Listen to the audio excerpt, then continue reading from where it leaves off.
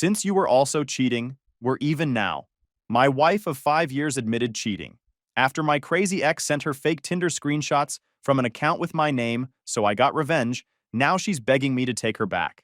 All right, Reddit, so I caught my wife cheating after my psycho ex tried to wreck my marriage with fake Tinder screenshots. So I got her fired, divorced her, and left her with nothing. Grab some popcorn because this gets wild. I, 40 male, work as a corporate lawyer doing commercial litigation.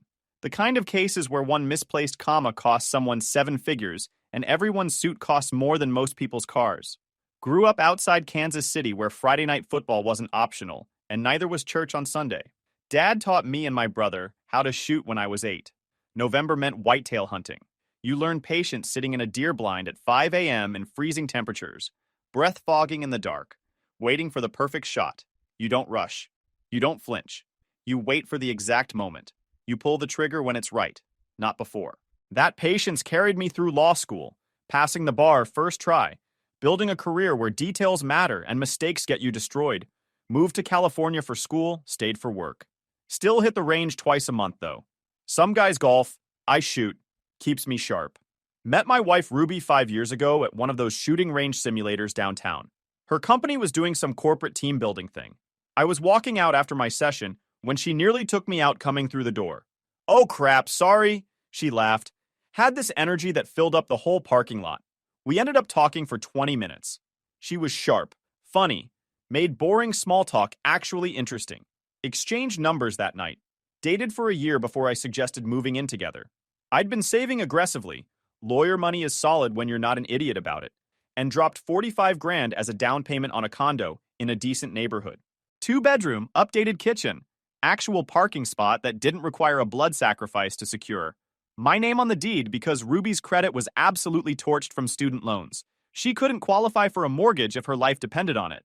Didn't matter though, right? We were building something together. Proposed after 18 months total. Got married at this venue near Napa at the 2-year mark. Her family loved me. My family loved her. Everything looked perfect on paper. We'd been married 3 years when everything fell apart. Before Ruby, I dated this girl Charlene for about 2 years. Met her through mutual friends. Thought maybe she was the one. She wasn't. I ended things when it became clear the relationship was going nowhere. She was clingy, possessive, made everything about herself. Classic controller type who freaks out when you have your own life. She did not take the breakup well. I'm talking showing up at my office, calling from different numbers, creating fake social media accounts to keep tabs on me. Eventually, she moved to another state, and I figured that was the end of it. Ancient history footnote in my dating resume. When Ruby and I got serious, I mentioned Charlene once. Yeah, I had an ex. It ended badly. We don't talk. Moving on. Ruby seemed cool about it. Then one random Tuesday, I'm prepping for a deposition, and my phone buzzes. Number I hadn't seen in over a year. Charlene, hey, I think your wife hacked my social media accounts. I stared at that message for 10 seconds, trying to process the sheer stupidity. Ruby barely uses social media beyond scrolling Instagram for home decor she'll never actually buy. She couldn't hack her way out of a wet paper bag with instructions and a YouTube tutorial, and more importantly, why would she even care about Charlene? My psycho ex was a closed chapter. I didn't tell Ruby about the text. Didn't want to create drama, didn't want to drag old history into our present. So I texted back, not her. Don't know what to tell you. Figured that was the end of it. 3 weeks later, Ruby and I were home on a Saturday afternoon. I'd just finished a workout. She was on the couch scrolling her phone. Normal weekend. Nothing special. Then her phone buzzed with an Instagram DM and her whole face changed. What is this? She turned the phone toward me. Message from some account named Jennifer. Generic profile, could have been anyone. The message was short and nuclear. Hey, I know your husband from high school. Not sure if you know, but he's been messaging me on Tinder. Thought you should know. 3 screenshots attached. Tinder profile with my face. Old photo from like 4 years ago that I'd posted on Facebook once username was my first name. Messages like, hey, remember me from school? And I'm in town visiting. Want to meet up like we did last month? I felt my stomach drop, but not because I was guilty, because I knew exactly what was happening. Ruby was staring at the screenshots, then at me. So, she put her phone down on the coffee table. Tinder. Really? That's not me? That's not real. She said it flat. Testing me. Someone made a fake account using my picture. How convenient. Your face just randomly shows up on someone else's Tinder? Ruby, I've never been on Tinder in my life. Then explain the messages. Explain we met up last month. I can't explain what someone else wrote, but I didn't write them. She crossed her arms. How do I know you didn't make this up? Some excuse you prepared in case you got caught? Got caught doing what? I'm not on Tinder. Give me your phone. I'll prove it right now. Why are you acting like I'm the bad guy here? Her voice was getting louder. Your face is right there. Your name, your messages, and I'm supposed to just believe you? Yes, because I'm telling you the truth and you know me better than this. She stood up, started pacing. You know what? Fine. You know. This actually makes things easier. That stopped me cold. What? I was feeling terrible. Like genuinely terrible. But now? She gestured at her phone. Now I don't have to. My brain caught up about 2 seconds too late. Ruby, I've been seeing Adam. From work. For 8 months. The words came out smooth, easy. Like she'd been waiting for permission to say them, and just got her golden ticket. 8 months, I repeated slowly. Yeah, and I felt horrible about it. Couldn't sleep. Kept thinking about telling you. But then this, she pointed at her phone again, shows up. So I guess we're both guilty, huh? There was zero remorse in her voice. She looked relieved. Entitled, even. Like finding out I was supposedly cheating meant she could just wipe her own slate clean. You think because someone sent you fake screenshots, that makes what you did okay? Fake? She scoffed. Come on. Your face, your name, your messages. You got caught. I got caught. We're even. We're even? I could feel my voice getting colder. You cheated on me for 8 months, and you think fake Tinder screenshots make us even? They're not fake. Ruby, give me your phone. No, give me your phone. Right now. Something in my tone must have broken through because she handed it over, still looking defensive. I pulled up my own phone next to it. Watch. Tinder's website. I tried logging in with my number. Verification code sent to a completely different number. My phone number isn't registered. Now look at my phone. I showed her my app drawer. No Tinder. Opened the App Store. Showed her my download history. No Tinder. Ever. Someone faked that profile using an old Facebook picture. I've never been on Tinder. I'm not cheating on you. Her hands started shaking, but instead of looking apologetic, she looked panicked. Like a kid who just realized their excuse for skipping school fell apart. But the messages are fake. Completely fabricated. Probably by my psycho ex Charlene trying to mess with our marriage. I walked to my office, grabbed my laptop, came back. I know exactly who made that fake profile. Pulled up Charlene's number hit call. Put it on speaker. She answered on the second ring. Hello? Charlene, did you make a fake Tinder profile using my picture? Silence. Then this nervous little laugh. I don't know what you're... Yes or no? Did you make a fake Tinder account and send screenshots to my wife? More silence. Ruby was staring at the phone like it might explode. Fine, yes. But you deserved it after what you did. What I did? I broke up with you 2 years ago. You broke my heart and then got married and rubbed it in my face. By existing? By living my life? We don't even talk, Charlene. Her voice went high and defensive. Your wife deserved to know what kind of person you really are. The truth is you're unhinged. Thanks for confirming. This call's being recorded, by the way. I hung up. Ruby couldn't look at me. That was your ex? Yep. My psycho ex who I didn't bother telling you about when she started harassing me because I didn't want to stress you out. Guess I should have mentioned it. Then my voice got louder. You just confessed to an 8-month affair because you thought fake screenshots gave you a free pass. I let that sink in for a second. You weren't planning to tell me otherwise? Were you? I was going to... No, you weren't. You felt guilty but not guilty enough to actually come clean. But the second you thought I was cheating, you couldn't wait to get it off your chest. Like it suddenly didn't count anymore. She tried to say something, but nothing came out. I didn't mean... Yeah, you did. You absolutely did. You felt relieved, like you'd been handed a get-out-of-jail-free card. Her voice went quiet. I ended it last month because I felt terrible. You felt terrible, but not terrible enough to tell me. You needed to think I was cheating too before you could admit it. That's not fair. She tried to reach for me. I stepped back. Pack your things, you're leaving. What? Pack your things. You're leaving. Right now. The panic on her face turned into anger. You can't just kick me out. Actually, I can. My name's on the deed. My money for the down payment. You've got zero legal claim to this place. So yeah, I absolutely can kick you out. Where am I supposed to go? Not my problem, call Adam. Maybe he's got a couch. There's nothing serious with Adam. Get out of my house. Ruby switched tactics real quick. The apologetic act disappeared and the entitled version showed up. Fine, whatever. At least I can go be with Adam now since you're being such a jerk about this. Go ahead. See how that works out for you. Her jaw clenched, but I was already done. Walked to the bedroom, grabbed a suitcase, threw it at her feet.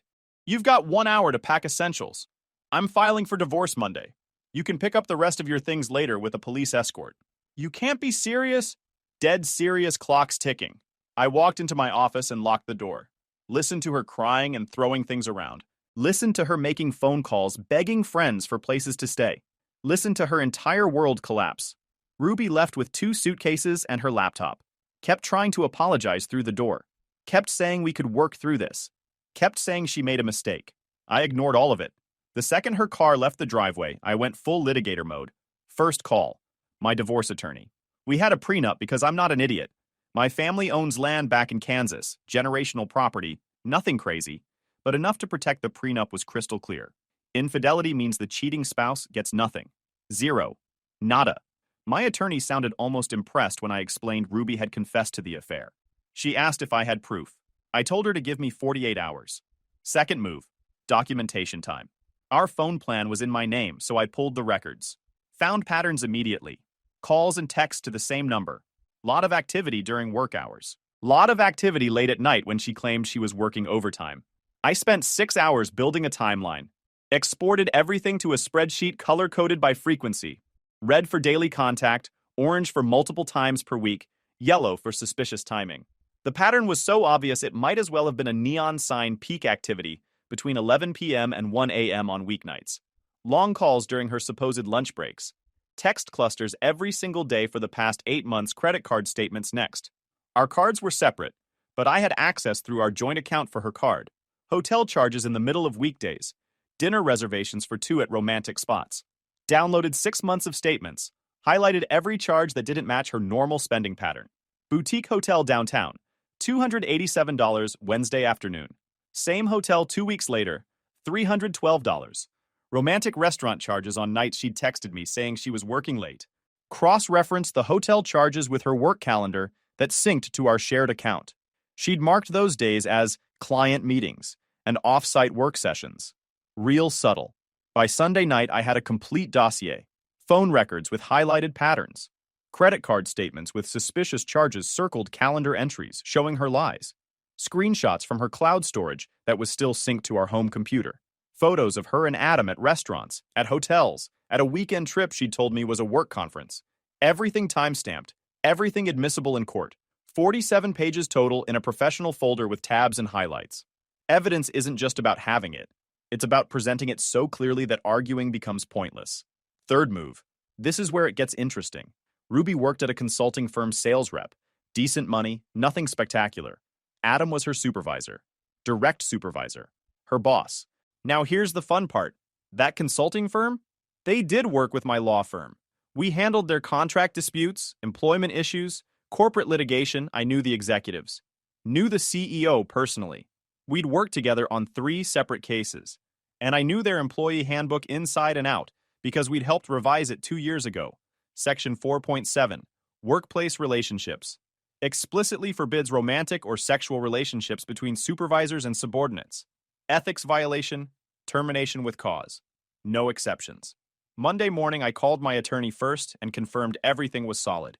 She was impressed with how fast I'd worked. I reminded her, I'm a commercial litigator. This is Tuesday, for me. Then I called the CEO's direct line. Told him I needed to discuss an ethics situation involving Section 4.7 and 2 of his employees. He said he had a client lunch at noon and told me to meet him there instead. I brought the file, watched his expression shift as he reviewed it. The phone records showing the pattern, the hotel charges, the photos. He went from curious to concerned to downright angry by page 3. He asked how long this had been going on. I told him 8 months. They were using company time for personal meetings, hotel visits during work hours, expenses that could potentially be argued as misuse of company resources if you looked close enough at her expense reports. He closed the folder and his jaw tightened, told me this was a clear violation of policy we'd both worked on, said he appreciated me bringing it to his attention professionally. Then he said he'd handle it immediately, and that this kind of thing created massive liability exposure for the company. I reminded him I wasn't asking for favors, just making sure the documentation was clear. He nodded and said he understood completely. He told me with evidence this clear and the liability exposure, he was fast-tracking the investigation. Called an emergency board meeting for the next day to review termination recommendations. Fourth call, Adam's wife. Found her number through Ruby's contacts that were synced to our iPad. Told her who I was, and that I needed to share something about her husband. I sent her everything. Every receipt, every phone record, every photo. Then I hung up and let the information do its job. By Monday night, Ruby was blowing up my phone from different numbers. I let them all go to voicemail. She left messages saying they were investigating her at work. Asked if I'd done something. I didn't respond. Tuesday morning, Adam's wife called me. Asked if everything I'd sent was real. I told her every word. Said I was sorry she had to find out this way. She said he was denying everything. I told her phone records don't lie. Hotel charges don't lie. The photos don't lie. He could deny all he wanted, but the evidence was there. She hung up. I heard later she'd kicked him out that same day. The investigation took 4 days. The CEO called me Thursday afternoon. Said they were terminating both of them effective immediately. Adam for ethics violations and abuse of supervisory position. Ruby for participating in the prohibited relationship and for creating potential liability issues given the divorce circumstances. I thanked him for handling it properly. He said it wasn't personal, just policy. I told him I knew. That's why I came to him. Both of them were fired by Friday. Ruby tried calling me 9 times. I didn't answer any of them. But she doesn't stop. Actually, she does something I never expected her to do next. Adam called once from a different number. I answered just to hear what he'd say. He said I got him fired. Said he had a mortgage and kids. I told him he should have thought about that before violating company policy for 8 months. I hung up. Didn't have time for excuses. Ruby lawyered up fast. He called my attorney within a week trying to negotiate settlement terms. My attorney shut it down immediately. Prenup was valid. Documentation of infidelity was solid. Terms were clear. Her attorney tried arguing she signed under duress 3 years ago, that she deserved something for her time, that emotional pressure made the prenup unconscionable. My attorney actually laughed at that one, told him we had the full documentation and the judge had upheld prenups on clearer cases than this. If Ruby wanted to drag this into public record, we were happy to oblige. That ended the conversation real quick. 2 weeks later, Ruby showed up at my door unannounced. Looked rough, but the attitude was still there. Lost her job, couldn't find work. But instead of asking for help, she was demanding it like I owed her something. I need money for an apartment. First month and deposit at minimum. No. I ended it with Adam. That should mean something. Sign the papers and move on. I gave you 5 years. I started to close the door. She switched tactics. Started demanding to grab things from the storage room, old textbooks, winter clothes, stuff she claimed she left behind. I told her no, but she kept pushing. Said she needed her things, had a right to her belongings. Wouldn't take long. I figured she'd try something, but wanted to see how far she'd actually go. Told her 5 minutes and I'd be watching the door. She went in. I gave her 3 minutes, then walked back to check. Found her wrapping my rifle case in her winter jackets. Not even her jackets. Mine from the hall closet, just layering them around it, trying to hide the shape. What are you doing? She jumped. Started talking fast. Just grabbing my stuff. That's a $2,000 rifle, and those are my jackets. None of it's yours. Put it back. I thought these were the things I left. You've never touched that rifle in your life. You're stealing. Put it back, or I'm calling the cops right now. She didn't move. Just stood there holding the bundle, like she was calculating whether she could make it to the door. The entitlement on her face was unreal. Like she'd earned the right to rob me because the marriage ended. I deserve something for 5 years. You deserve what the prenup says. That rifle isn't on the list. Last chance before I dial. I pulled out my phone and started pulling up the keypad. That finally broke through. She dropped the bundle and started backtracking hard. This is ridiculous. You're being vindictive. You tried to steal from me. Get out, now. She grabbed just her box of actual stuff and left. Still had the nerve to act wronged on her way out. Like getting caught stealing my property made me the bad guy. The delusion was impressive. Her attorney filed a motion to invalidate the prenup anyway. Claimed it was unconscionable, that she signed it without fully understanding, that I'd pressured her into signing standard desperation moves when you have no case. The hearing was scheduled for 3 weeks later. On the day of the hearing, I showed up with my attorney, and the evidence file. Ruby's attorney took one look at it, and his face went white. Started flipping through everything. The scope of the documentation, the timeline, the cross-referenced spending patterns. Everything his client did for 8 months, fully laid out. I watched Ruby see it all for the first time. The comprehensive nature of it. The color-coded phone logs, the highlighted credit card charges, The calendar cross-referencing. The photos from her cloud storage she thought were private. She couldn't speak for about 30 seconds. Her voice came out barely above a whisper. You tracked everything? I'm a litigator. Evidence is what I do. Her attorney asked mine to step outside. They came back 5 minutes later with Ruby's attorney announcing his client wanted to accept the prenup terms and finalize the divorce. Just like that. No more fighting, no more motions, no more entitled demands. The judge reviewed the prenup, glanced at the evidence summary my attorney provided, and asked Ruby two basic questions. Did she sign willingly 5 years ago? Was she contesting the documented infidelity? She tried adding qualifiers to both answers, but the judge cut through it. Infidelity was grounds for enforcement under the prenup terms she agreed to. Evidence was substantial. Prenup was valid. Divorce granted under the terms specified. That was it. 15 minutes in court. 5 years of marriage dissolved because she couldn't keep her legs closed at work. The divorce finalized after the mandatory 3-month waiting period. Everything went exactly as the prenup specified. I kept the condo, kept my savings, kept my career, kept everything I'd built. Ruby got her clothes, her car, and her individual bank account with maybe $3,000 in it. Not enough for first month and deposit anywhere decent. Adam lost everything too. Job, wife, house, custody of his kids. Turns out workplace affair partners don't look so appealing when you're both unemployed and facing respective divorce proceedings. Ruby tried to lean on him for support, but he wanted nothing to do with her. Couldn't afford to. He needed every dollar for child support and alimony to his ex-wife. The woman Ruby helped him cheat on was now getting paid while Ruby got nothing. That's called karma. 6 months after the divorce, I was living completely different. Condo was mine, fully paid off after I refinanced and threw a massive chunk of my partnership bonus at the mortgage. Debt-free at 40. Not bad. Work was excellent. Made partner officially 3 months post-divorce. Bigger cases, better clients, more responsibility. Actually enjoyed going to the office. Started hitting the gym consistently. Lost 15 pounds, put on muscle. Looked better than I had in years. Hired a trainer who'd competed in powerlifting. 3 days a week of compound lifts, meal plan that actually made sense. No more eating takeout at my desk during depositions. Actual structure, actual results. Confidence boost was real. Got a dog from the shelter about 4 months post-divorce. Rescue mutt, some kind of pit mix. Named him Hank. Best decision I made all year. Daily walks, weekend hikes, unconditional loyalty from something that couldn't lie to me or cheat on me. Started dating again after 5 months. Nothing serious initially.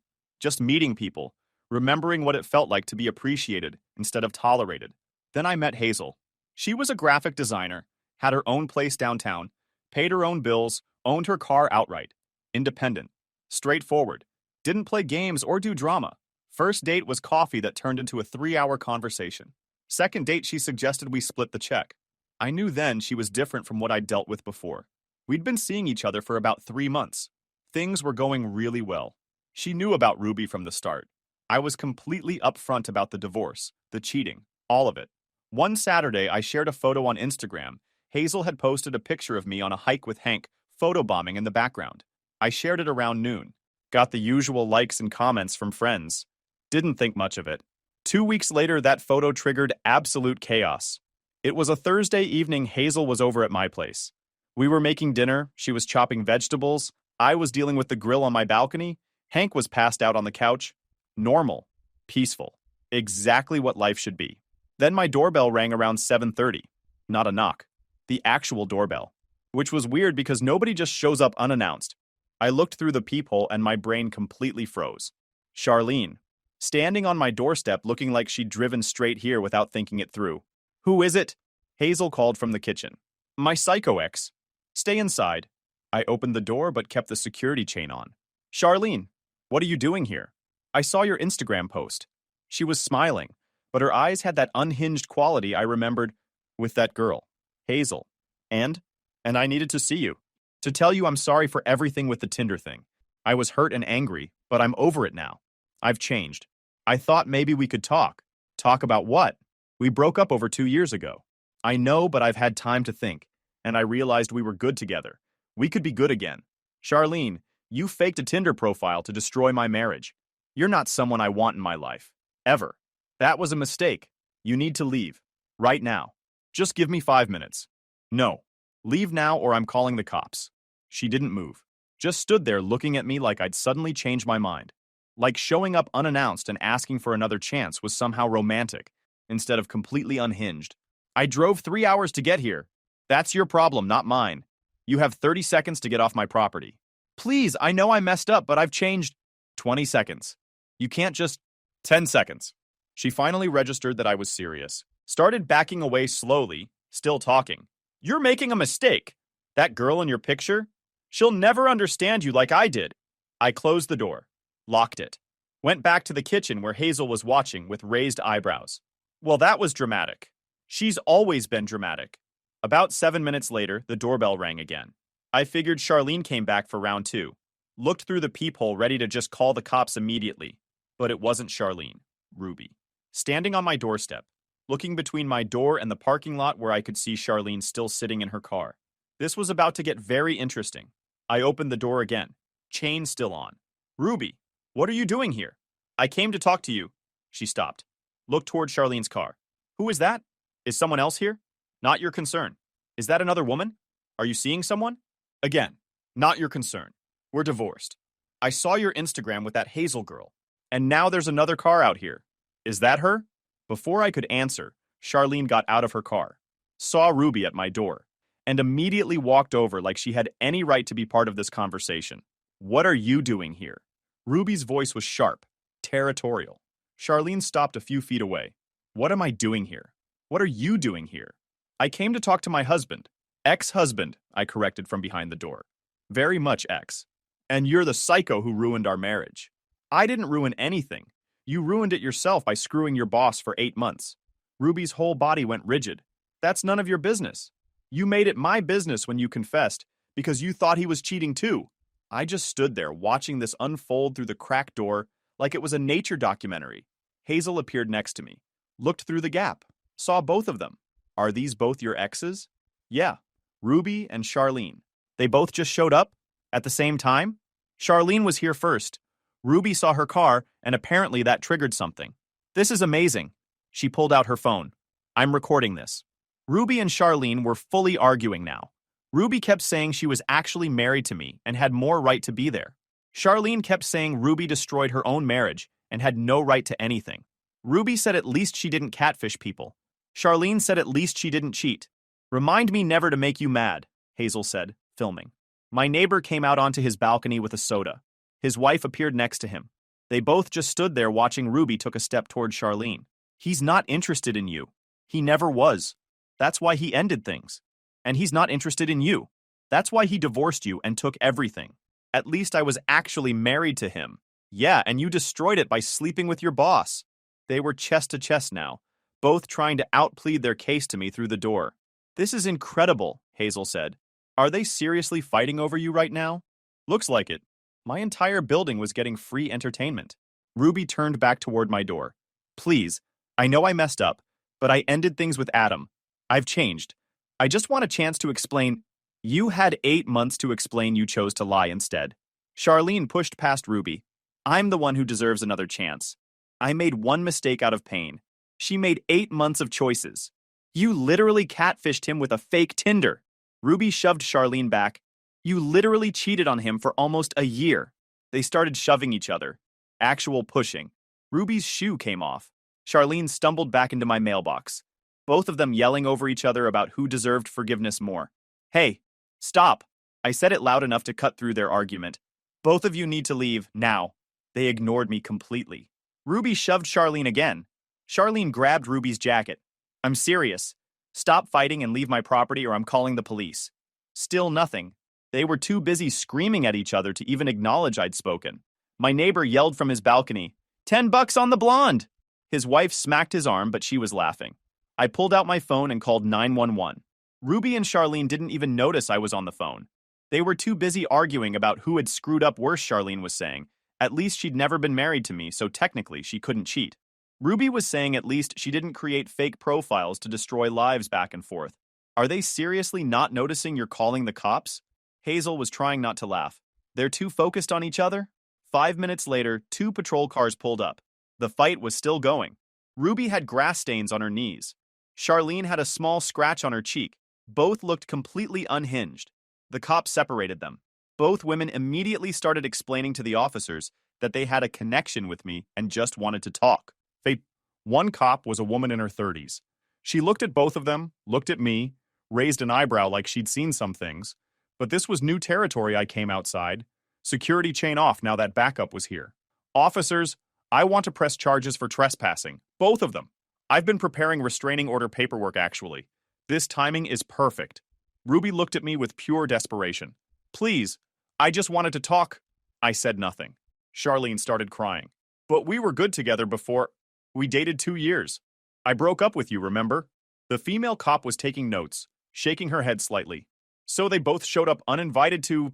What exactly? No idea. I already had restraining order paperwork drafted this morning, actually. I was going to file Monday. This just makes the case stronger. Her partner was trying not to smirk. Did you know the other would be here? He asked both women. They both said no at the same time, then glared at each other. So you both independently decided to show up at his house uninvited on the same night? Neither of them had a good answer for that. Do you want them arrested, sir? I want them gone, and I want the restraining orders filed tomorrow morning. Both women got handcuffed. Ruby kept trying to explain herself. Charlene kept crying about how this was all a misunderstanding. They got put in separate patrol cars, probably for their own safety at that point. The cops finished taking statements, told me I could come to the station tomorrow to file formal restraining order requests, and drove off with both exes in custody. I went back inside. Hank was still asleep on the couch, completely oblivious to the chaos. So that's what happens when you post a picture on Instagram, Hazel said, re-watching the video, apparently. Should I be worried about becoming ex number 3? No, you're good. Filed for restraining orders against both Ruby and Charlene the next morning.